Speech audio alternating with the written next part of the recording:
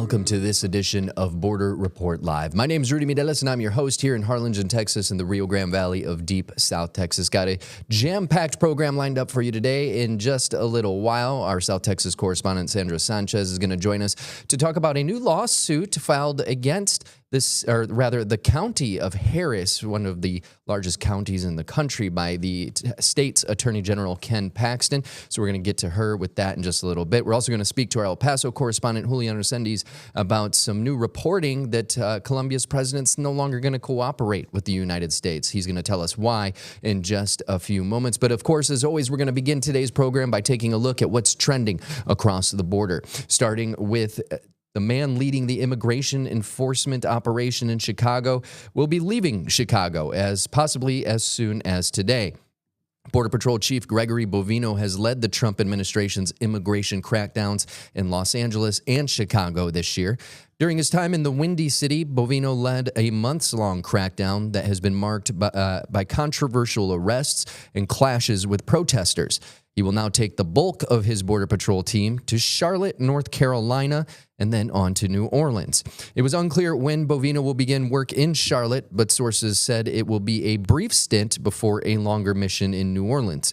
Some Customs and Border Protection personnel are expected to stay in the Chicago area.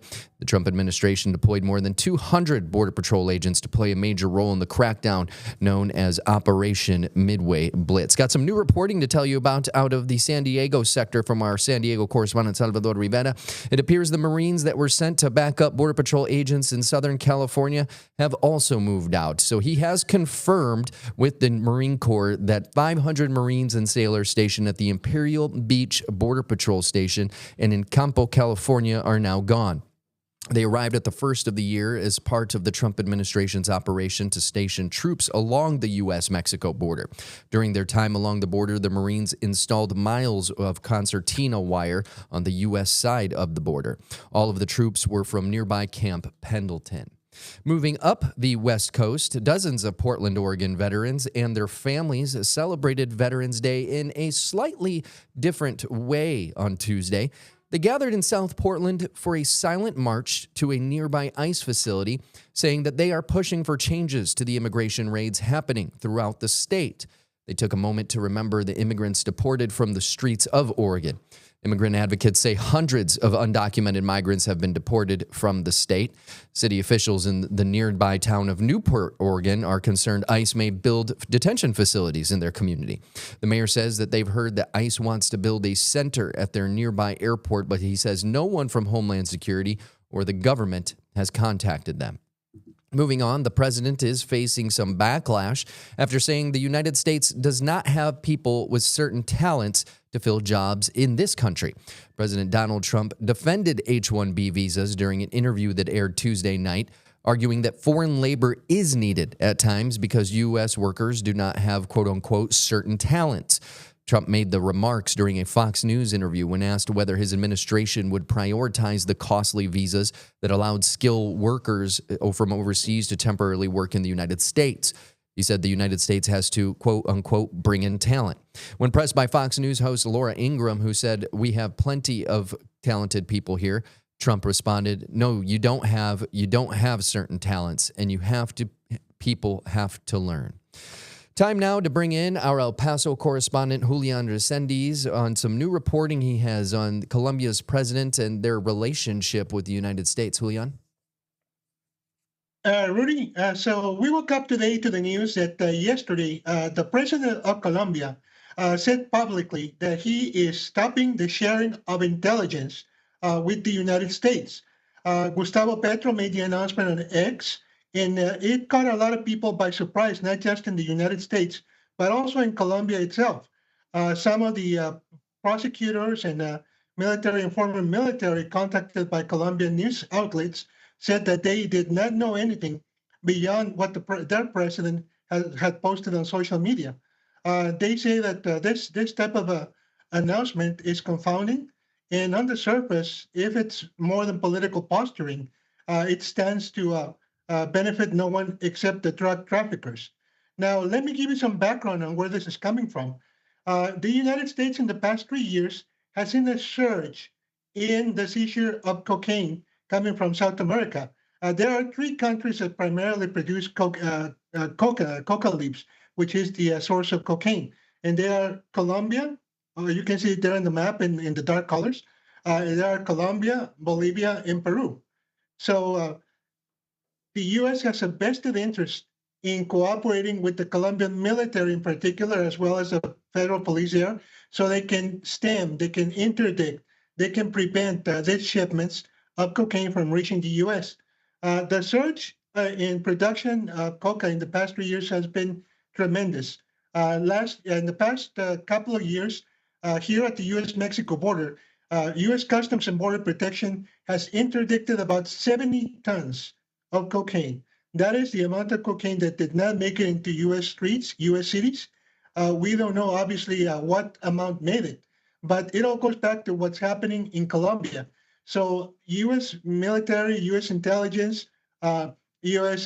Prosecutors rely on the relationship with their counterparts in Colombia so they can be made aware of when, let's say, a boat or a ship loaded with cocaine leaves a Colombian port, where it is headed, and also who are the people behind it, who are the drug lords that are purchasing the bulk cocaine, hiring the ships, and contracting with people in the United States to distribute it.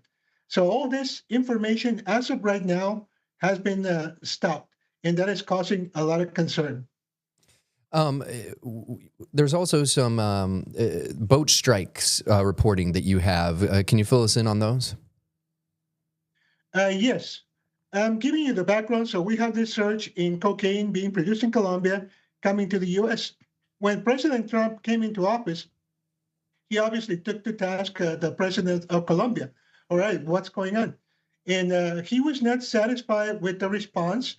Mr. Gustavo Petro, the president of Colombia, says, hey, I'm taking care of my problem by fighting poverty, because poverty is the root cause of people deciding to grow drugs, grow coca, or transport it. But apparently the strategy is not yet working. So we have seen this increase.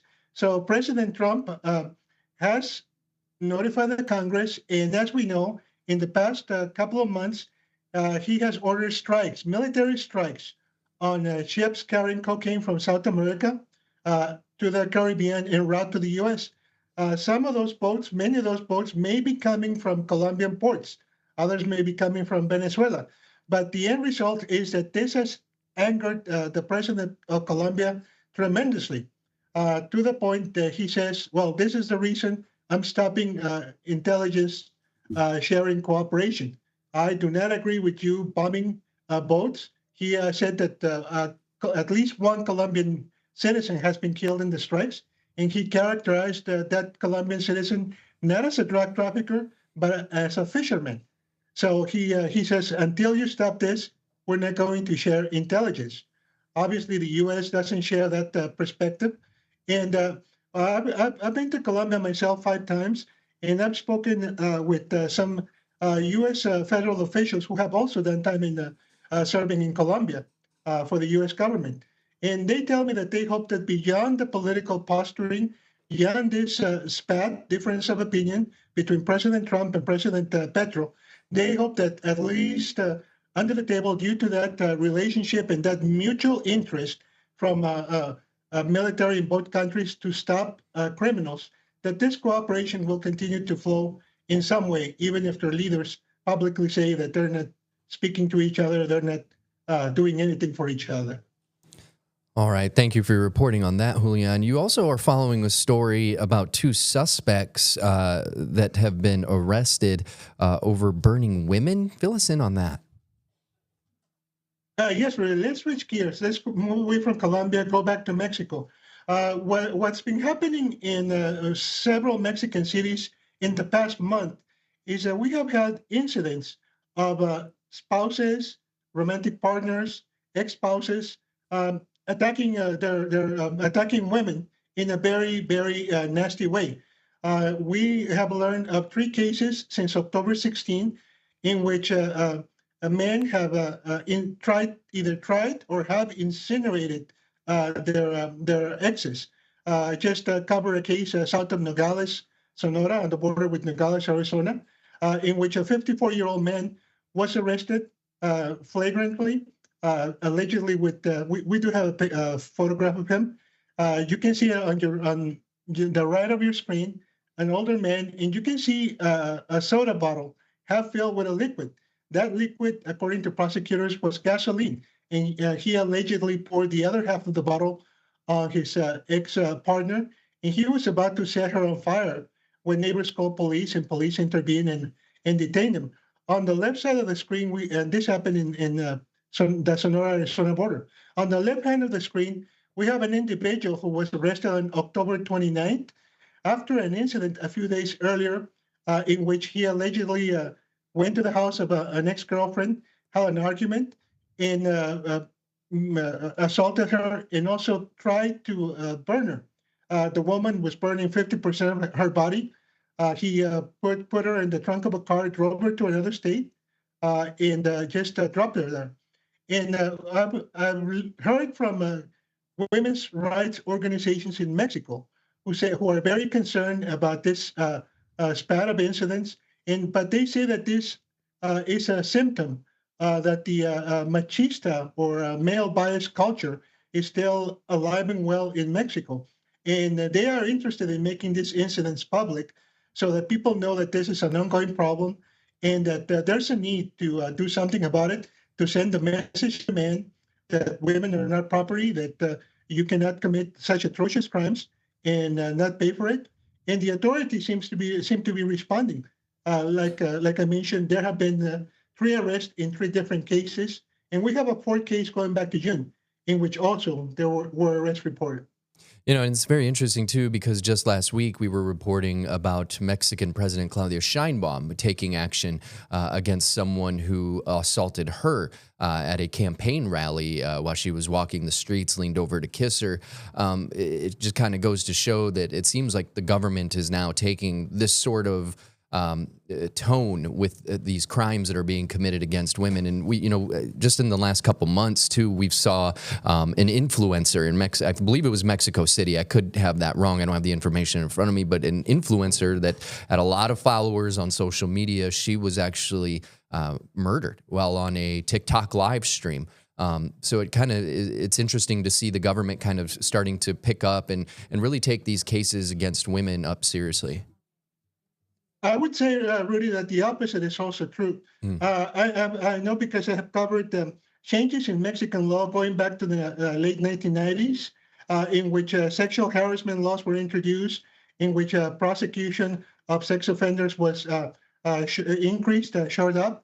I think what's relevant and what's new, what made me pursue this story, is that it is still going on. Despite change in government culture, in laws, there's still remnants of the old machista or male-dominant sex culture in some sectors of society. And that's why the women's advocacy groups want this incidents publicized and the people responsible punished. It's still going on. Oh, yeah. And it's unfortunate to hear that it is still going on and to hear that it is getting to a point where, they're burning women. It's just awful stuff to hear about. It's stuff you don't really hear about on a regular basis. But we appreciate your reporting, Julian. Thank you so much for joining us on today for those topics. We're going to take a quick break, and when we come back, our South Texas correspondent Sandra Sanchez is going to be joining us to talk about that lawsuit that Texas Attorney General Ken Paxton has filed against Harris County, which is Houston is the county seat for one of the largest counties in the country. So stay with us. Border Report Live is back in 1 minute.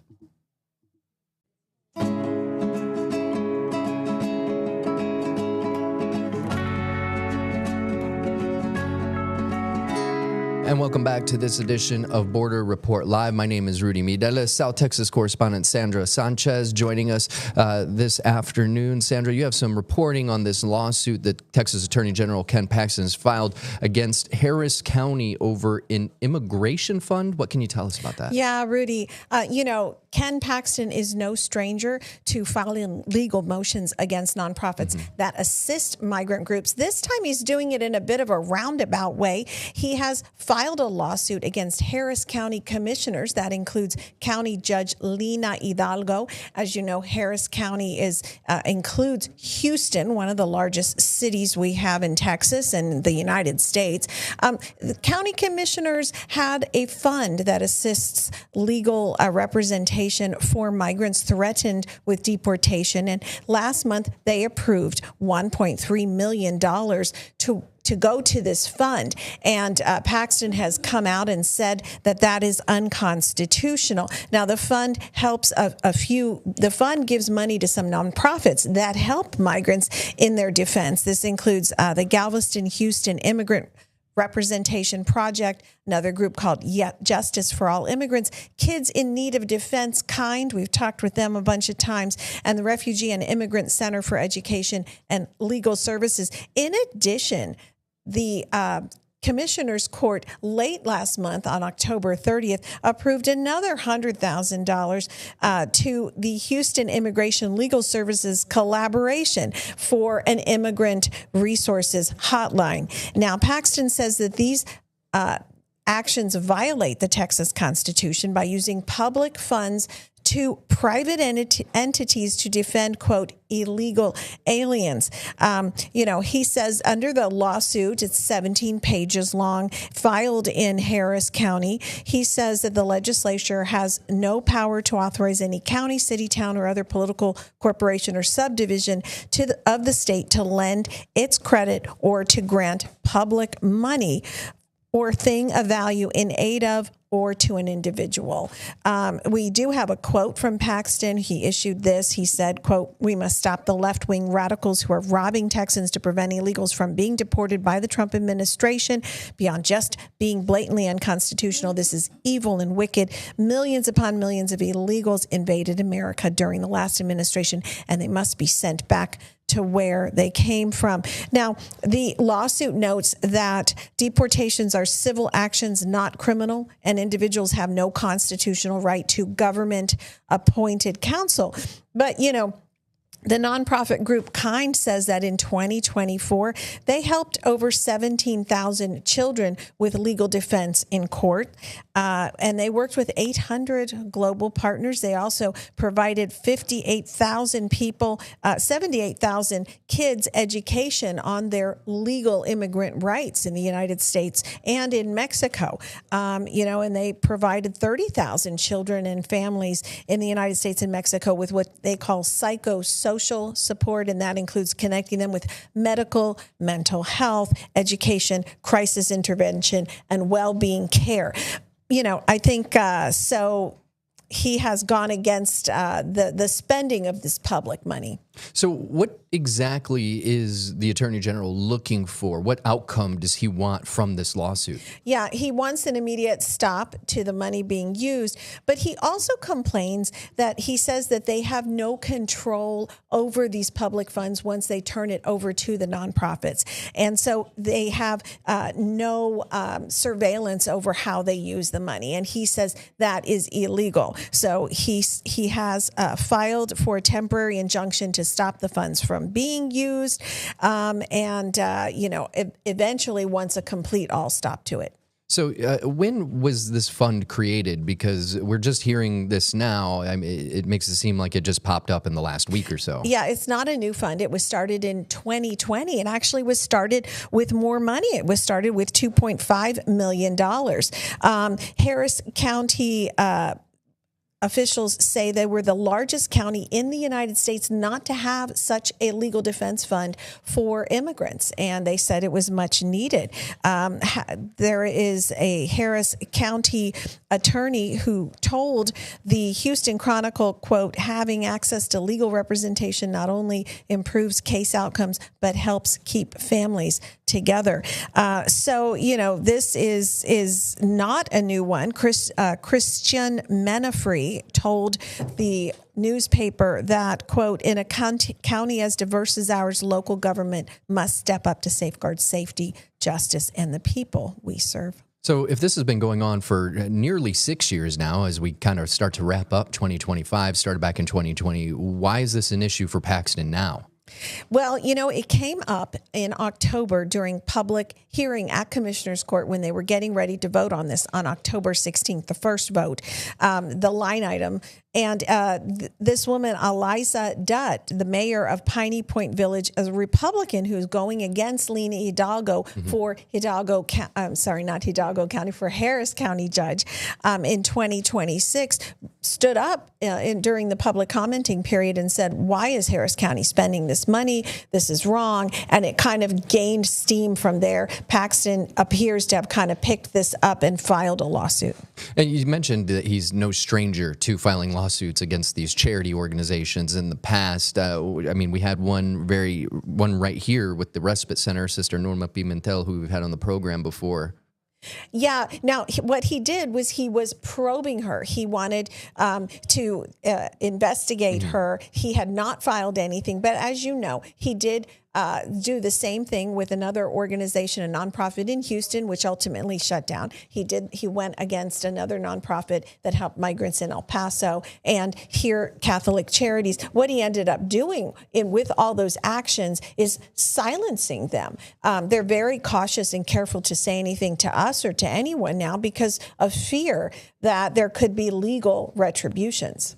Now, you were mentioning this was kind of a reauthorization that they voted on. So is this an increase in funding for the program? No, actually, it's not an increase in funding because when it was started in 2020, they appropriated $2.5 million that year. And then they also, in addition, later that year, they gave $500,000 to support immigrants who were victims of crimes. Now, of course, that was during the Biden administration. So we have a whole new political ballpark here. At the time, the county said of the program, quote, if it turns out their case has no merit and they're not to stay, that's fine, but they should have a shot at a fair process and they can't possibly navigate the system, complicated, confusing system without the legal support. So the fund is nearly 6 years old. And I believe you said Harris County actually mentioned that they were one of the few that didn't have this fund before 2020. So what other counties have similar programs?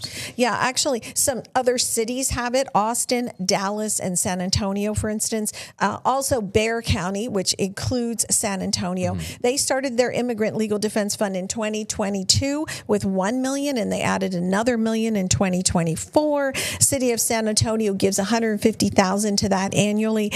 City of Austin, 2023, started a fund, and they started it with a one-time grant of $250,000. Dallas approved $1.5 million in 2021. Now, I've been looking for similar type legal funds here in South Texas. Hidalgo, so far I'm not finding one. Hidalgo County, Cameron County, but as you know, there are many groups that do offer legal services, and Catholic Charities helps the immigrants here. Many groups that offer legal representation or advice or just know your rights. And so stay tuned to borderreport.com. We'll have that story and we'll see what other organizations we can find here in South Texas that would apply. Yeah, I know when Title 42 was getting ready to end, if you were downtown Brownsville, right across from the Gateway Bridge, about a 5-minute walk over to Matamoros, you just saw these buses full of people coming through the city's parking garage across from the bus station. And it was like a little assembly line of different organizations. Some of them were legal representation. Well, and back in the first Trump administration in 2019, I would go regularly to Matamoros, cross the Gateway Bridge. I would be there with lawyers from the Texas Civil Rights Project and other nonprofits, and there were thousands of migrants waiting there to try to cross the bridge, and they would take everyone's information, their name, and tell them what they needed. They spoke multiple languages to communicate. Now most of them wait until they cross. And now, as you know, we don't have many who are released, but those that are still making their way through the court system, several studies have shown do much better in arguing their case or presenting their case or making sure it's fully vetted if they have legal representation. All right. Well, thank you so much, Sandra. Sandra Sanchez, our South Texas correspondent. We appreciate you reporting there. Stay with us. Border Report Live. We'll be back in 1 minute.